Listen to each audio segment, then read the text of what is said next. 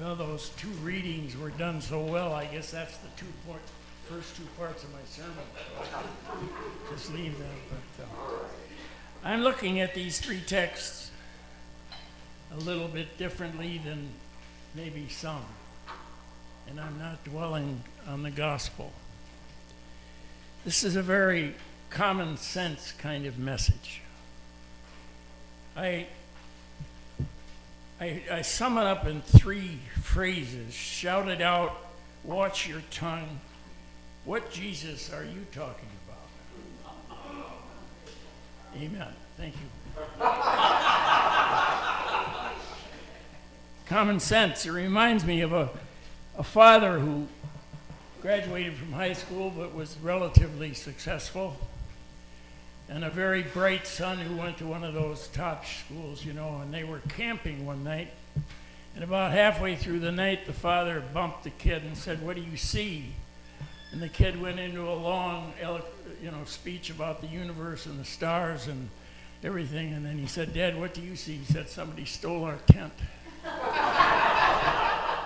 That's common sense. Wisdom cries out in the street, in the squares where she raises her voice. At the busiest corner, she cries out. At the entrance of the city gate, she speaks. Now, in this first verse, the author of Proverbs touches on all of the important places in a community, whether it was a village or a city. There was a gate or there was an entrance place, and there were corners of that village that were more busy than most. And she goes on at the end, and isn't this fun? We get to say she. This is one of the few books that really dwells on wisdom.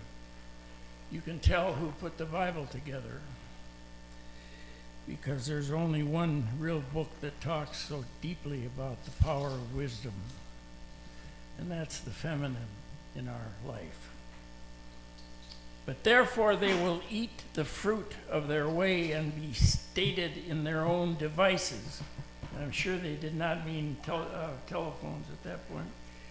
For the waywardness kills the simple, and the complacency of fools destroys them.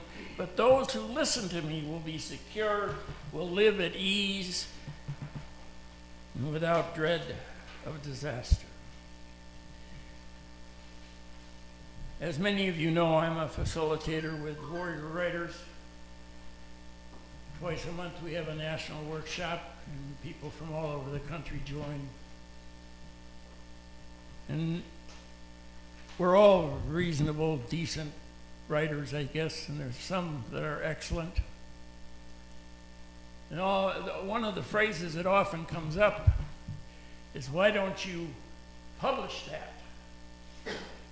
Now, I don't know about you, but for me, and this comes from being a student of the Jack Kerouac School of Disembodied Poetics at Naropa University in Denver, Colorado, or in Boulder, Colorado, reading poetry is the only way I really hear it.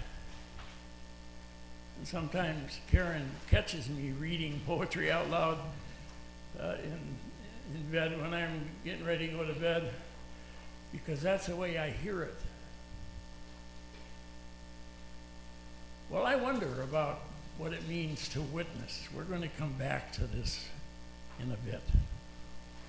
That it's really, a lot of us are very talented maybe at writing or putting things together very well. I'm not. But I guess I can do something talking. I've always liked to talk. And I'm sure some of you do. And so today we're going to be talking about witnessing, not just showing up at church or paying your dues or whatever. But how is it we show our love of Christ and who we are? Now, the second reading is more difficult for me because I have a lot of colorful language that I use more often than I should, often not in public. James is just reminding us, and you know, these letters in the New Testament, there's all kinds of debate about them and how valuable they are and everything. But the one thing they're very valuable at is most of them are teaching us how to be nice, how to be careful, how to think first and speak later, rather than the way we often do it. You've heard the phrase, bite your tongue. Oh, yeah. Yeah, I'm sure my mother bit her tongue many times, just because she didn't know what her son was going to end up saying. But the real question that James raises for me as a writer and a poet and a human being and a Christian is how are we witnessing? I was encouraging my poet friends, and I'm going to do this sometime, and I'm not going to tell you when. I'm just going to sit on a corner and read poetry sometime. Because there's a quote from Salman Rushdie, "A poem cannot stop a bullet, a novel cannot defuse a bomb, but we are not helpless. We can sing the truth and name the liars." Now, I'm not talking about the political situation today.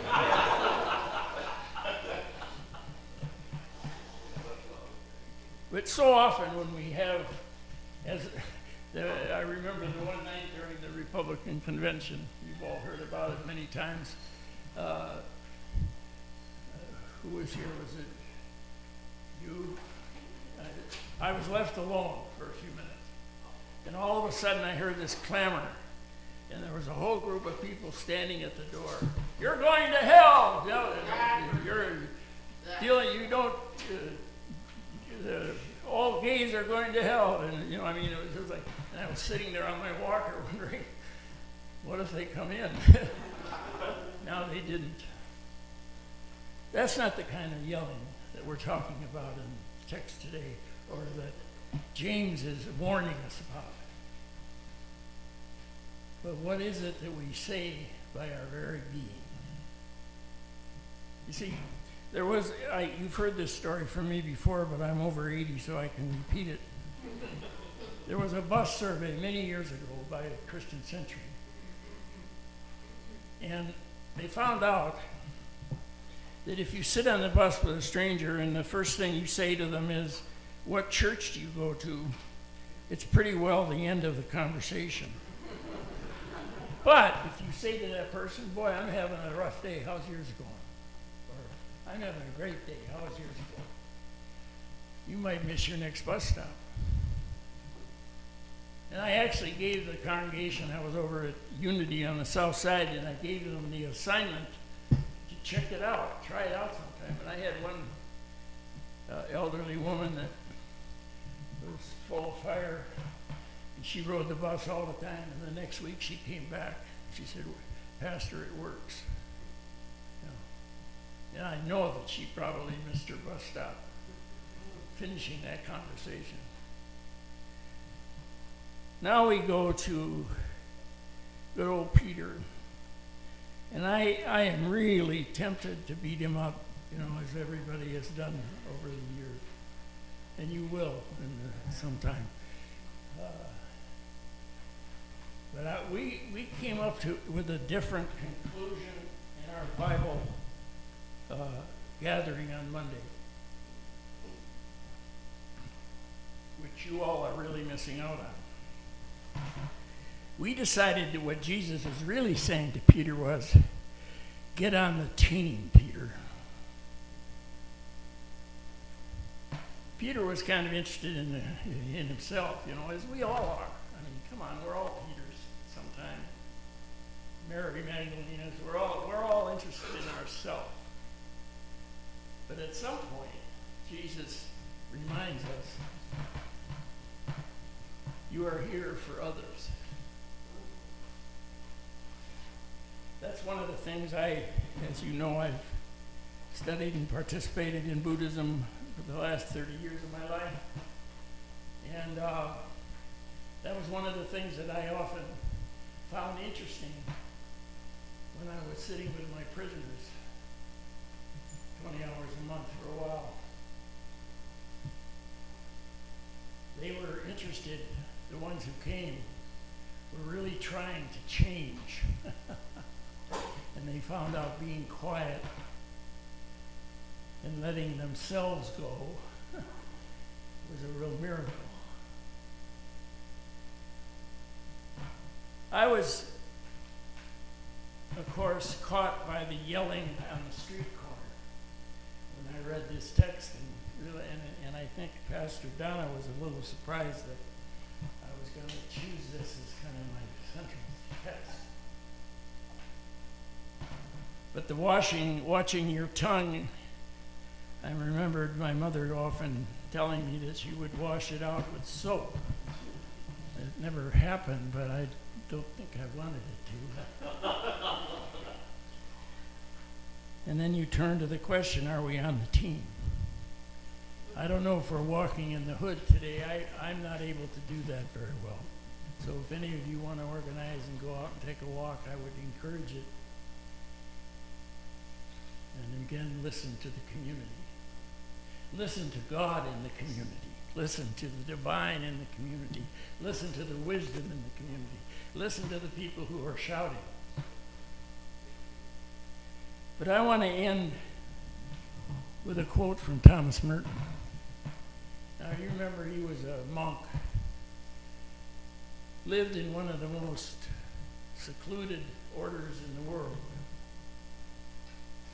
And he was a famous author, which kind of gave him an out, but he was still part of that community. And he would go into Louisville often to shop and visit friends.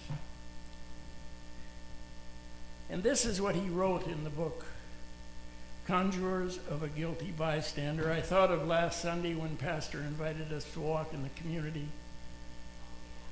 I thought of the times that we have shouted on the corner here, often in silence, but with the doors open and a cup of coffee.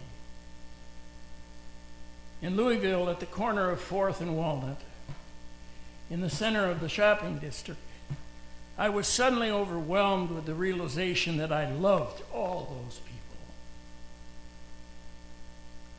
That they were mine and I theirs. And that we could not be alien to one another, even though we were total strangers. It was like walking from a dream of separateness, of spurious self-isolation in a special world, the world of renunciation and supposed holiness. This sense of liberation from an illusionary difference was such a relief and such a joy to me, I almost laughed out loud.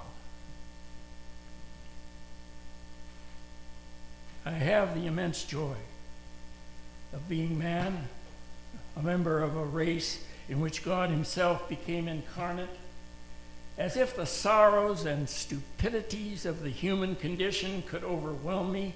Now I realized what we all are. And if only everyone could realize this, but it cannot be explained. There is no way of telling people that they are all walking around shining like the sun. And if I could talk to Tom, I think there is Tom. We all shine.